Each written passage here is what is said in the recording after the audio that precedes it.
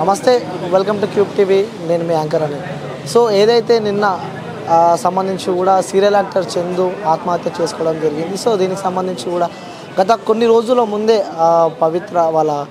పవిత్ర కూడా రోడ్డు ప్రమాదంలో మృతి చెందడం మనం చూస్తున్నాము. సో దానికి సంబంధించి కూడా మనస్తాపానికి గురై కూడా తను ఆత్మహత్య చేసుకున్నాడా లేదని చెప్పి కూడా ఆ దర్యాప్తు అయితే కొనసాగుతుంది. ఆల్రెడీ తన డెడ్ బాడీ కూడా తన ఇంటి దగ్గరికి వచ్చింది. సో ఇక్కడ సంబంధించి కూడా చాలామంది కుటుంబ సభ్యులు అలాగే చాలామంది ఇక్కడ ఆయన అభిమానించే వ్యక్తులు కూడా చాలామంది ఈ యొక్క ఏరియాకి రావడం చూస్తున్నాం. సో మనం ఇక్కడ చూడవచ్చు, ఆల్రెడీ ఫుల్ ఆఫ్ క్రౌడ్ కూడా మనకు కనిపిస్తుంది. చాలామంది జనాలు ఇప్పటికే ఇక్కడికి చేరుకున్నారు. మరి కొద్ది సేపట్లను ఇక్కడ అంత్యక్రియలు కూడా జరుగుతాయి. సో చాలామంది సీరియల్కి సంబంధించిన వాళ్ళు కూడా వస్తారు అంటూ కూడా తెలుస్తుంది. సో అసలు వాస్తవానికి ఏం జరిగింది, సో దీంతో గురించి మనతో మాట్లాడడానికి చందు వాళ్ళ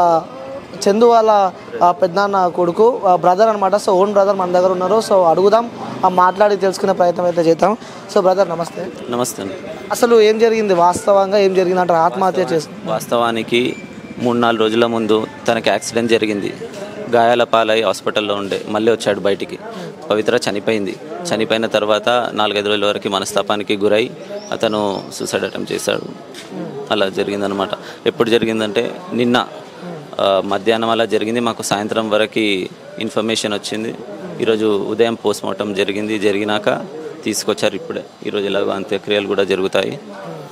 అంటే మీతో ఎలా ఉండేవాడు అంటే పవిత్ర చనిపోయిన తర్వాత కొన్ని రోజులు ఏదైతే గడిచిన కొన్ని రోజులు ఉన్నాయో, సో ఆ రోజులు ఏ విధంగా ఉండే వ్యక్తి? గత 2-3 నెలలుగా సరిగ్గా కలవకపోయేవాడు.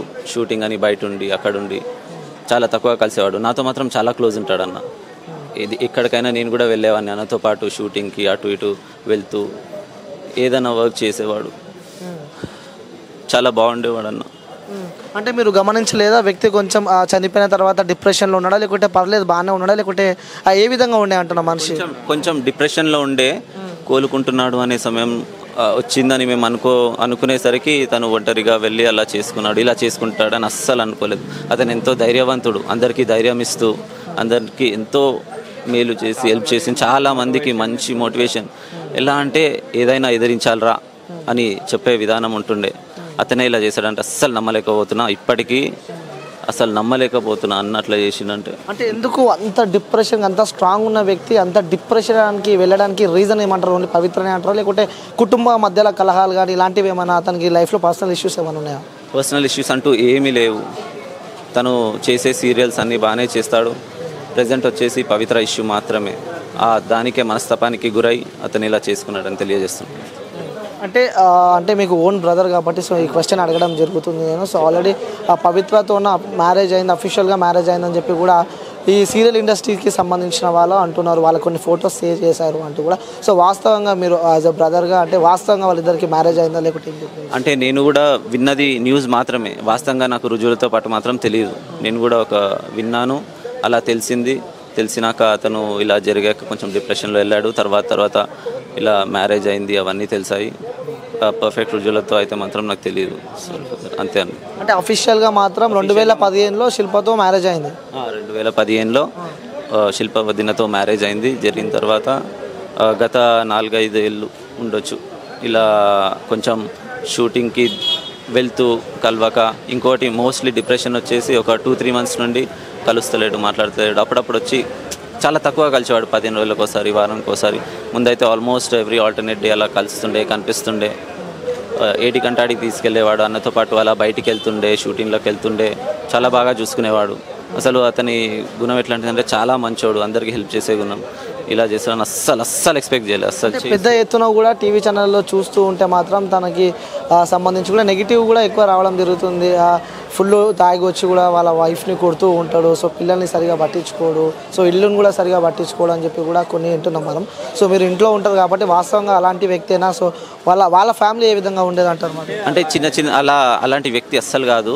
మామూలుగా చిన్న గొడవలు జరిగేటివేమో కానీ అలా బయటికి వెళ్ళి వచ్చేవాడు అంతే. కానీ ఇలా మరీ అట్లా చేసేవాడు కాదు. మరీ ఇట్లా ఘోరానికి తలబడతాడని అస్సలు ఊహించలేని విషయం ఇది. అసలు నమ్మలేకపోతున్నానండి. అంతే, ఇంకా మాటలు రావట్లేదు. సో ఫస్ట్ మీ బ్రదర్ చనిపోయాడు అని చెప్పి మీకు ఫోన్ రాగానే ఆ క్షణం మీకు ఏమనిపించింది? ఆ క్షణానికి కళ్ళల్లో నీళ్లు తిరిగి ఒకటే విధంగా నేను షాక్ అయిపోయి ఆడ కూర్చుండిపోయాను. నేను ఆఫీస్లో ఉండే, తెలియగానే బండి వేసుకొని ఉరికొచ్చేసిన. నిన్న రాత్రి తెలిసింది నాకు.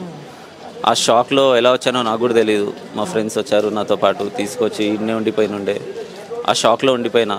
అసలు అన్న కోసం వెళ్తున్నా, కళ్ళల్లో నీళ్లు తిరిగిపోతున్నాయి, ఏం చేయాలో అర్థం అవ్వట్లేదు. అస్సలు నమ్మలేకపోతున్నాను. ఎంతమంది చెప్పినా లేదు నిజం చెప్పే అని అంటున్నా. నాకు అస్సలు నమ్మబుద్ధి కాలే, అసలు నమ్మలేని విషయమే అని అనుకున్నా. కానీ ఆఖరిగా చూసేసరికి ఇక అంతే. ఇద్దరు పిల్లలు అని చెప్పి కూడా ఇద్దరు పిల్లలు, ఒక బాబు ఒక పాప. వాళ్ళు బాబుకి 4 to 5 years ఉంటాయి, పాపకి ఒక 6-7 years ఉంటాయి. చిన్నపిల్లలే, ఇద్దరు చిన్నపిల్లలే, చదువుకున్నాను. ఫ్యామిలీ మాత్రం మంచిగా ఉంటుంది. అందరం ఇక్కడే ఉంటుంది. ఇగో ఇది మా ఇల్లు, ఇది అన్న వాళ్ళ ఇల్లు. ఇగో ఇదే మా ఇల్లు, మా సొంత ఇల్లు. అన్న వాళ్ళ ఇదే మా ఇల్లు. ఇక్కడ మా అన్న వాళ్ళు ఉంటారు ఈ గల్లీలో. ఇది ఇంకో పెద్ద అన్న వాళ్ళ ఇల్లు. అంటే మొత్తం ఎంతమంది చందుకు సంబంధించి వాళ్ళ డాడీ వాళ్ళు, మీరు ఫ్యామిలీ, టోటల్ ఫ్యామిలీ 5 ఉన్నాము.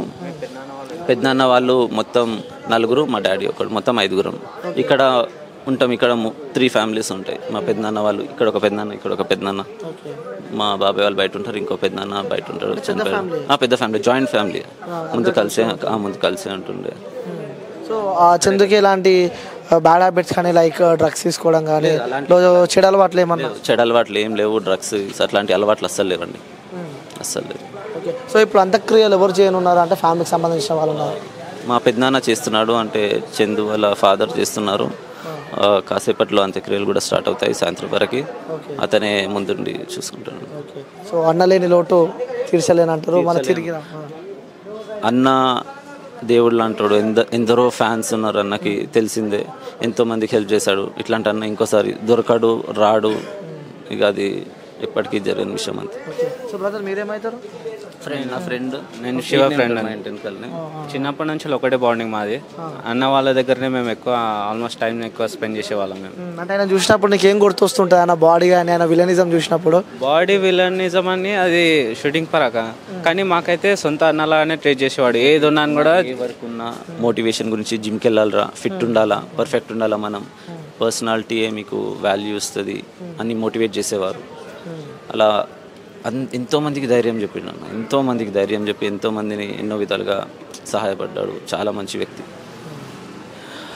కానీ ఏ విధంగా చూసినాను కూడా అన్న అయితే మంచి. ఎందుకంటే మేము శివ నేను వచ్చేసి మేము ట్యూషన్ ఫ్రెండ్స్, కానీ అన్నతో మాకు వచ్చేసి చిన్నప్పటి నుంచి ఫ్రెండ్స్, ఒకటే ఏరియా కాబట్టి అట్లా బాండింగ్ మాకు వేరే ఉండే. ఏది ఉన్నాను కూడా స్టడీస్ అయినా మంచి మోటివేషన్ ఇచ్చేవాడు. ఎందుకంటే స్టడీస్లో మీకు ఏదైనా ప్రాబ్లం ఉన్నా ఫ్యూచర్లో ఇప్పుడు ఇట్లా కాకపోతే ఎట్లా కమాయిస్తావు, లైఫ్లో స్టడీస్లో ఫెయిల్ అయినాను కూడా మళ్ళీ ఓన్ టాలెంట్ అనేది మనకు ఒకటి ఉంటుంది. దాని ఒకటి లోపలికి నీకు ఏమొస్తుందో అది బాగా గుర్తు చేసుకో. అట్లా చాలా మోటివేషన్ చేసి ఇంప్రెస్ చేస్తాడు. అంటే మోటివేషన్ ఎక్కువ చేస్తూ ఉండే. అంటే బ్రదర్ మీరు ఓన్ బ్రదర్ కాబట్టి మనం సాధించవచ్చు అని చూపిస్తుండే. ఏ పనైనా మనము ధైర్యంగా ముందడుగు వేసామనుకో ఏ పనైనా సాధించవచ్చు. ఇంకోటి మీరు ఓన్ బ్రదర్ కాబట్టి, సో చిన్న ఉన్నప్పటి నుంచి ఒకటే ఫ్యామిలీ కలిసి పెరుగు ఉంటారు. సో చిన్నప్పటి నుంచి అన్నం చూసి ఉంటారు. అన్నలో గుర్తుపోయే మెమొరీ, సో అన్న గుర్తు రాగానే ఆ మెమొరీ చూస్తే అన్న గుర్తొస్తాడు అన్న ఒక స్వీట్ మెమొరీ మీ ఇద్దరి మధ్యలో. అన్న నేను మా అందరం అన్నలు తమ్ముళ్ళం ఒకటే స్కూల్, ఇక్కడ సెయింట్ మేరీస్ ఉంది. అందరం ఒకటే స్కూల్లో చదువుకున్నాము, అందులోనే పాస్ అవుట్ అయ్యాము, బయటికి వచ్చాము. అన్నతో ఏంటంటే అన్న స్పోర్ట్స్ చాలా బాగా ఆడేవాడు. ఫుట్బాల్ నేషనల్స్ ఆడాడు, బయటికి వెళ్ళాడు. నేషనల్ Under-21 కూడా ఆడాడు. అన్నతో పాటు నేను ఫుట్బాల్ ఆడేవాడిని.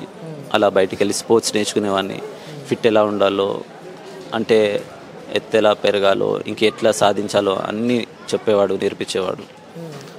చాలా ఉన్నాయండి అట్లా చెప్పాలంటే. అన్నతో బయటికి ఫంక్షన్స్లో అటెండ్ అయినప్పుడు అన్నతో ఉండేవాడిని.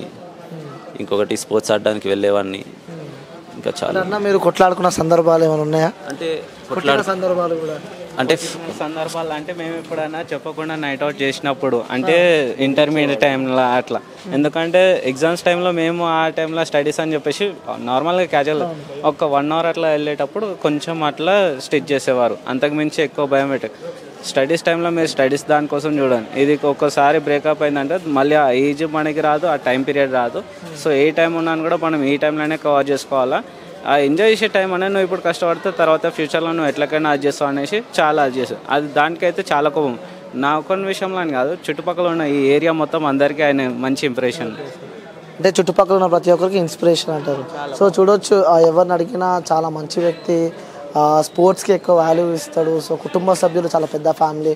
సో చూపిస్తున్నారు వాళ్ళ పెద్దన్న వాళ్ళ ఇల్లు అని చెప్పి కూడా బాగున్నాను. బట్ మొత్తం ఇక్కడనే ఉన్నారని చెప్పి చెప్తున్నారు. సో కెమెరామ్యాన్ విష్ణుతో అనిల్, సికింద్రాబాద్.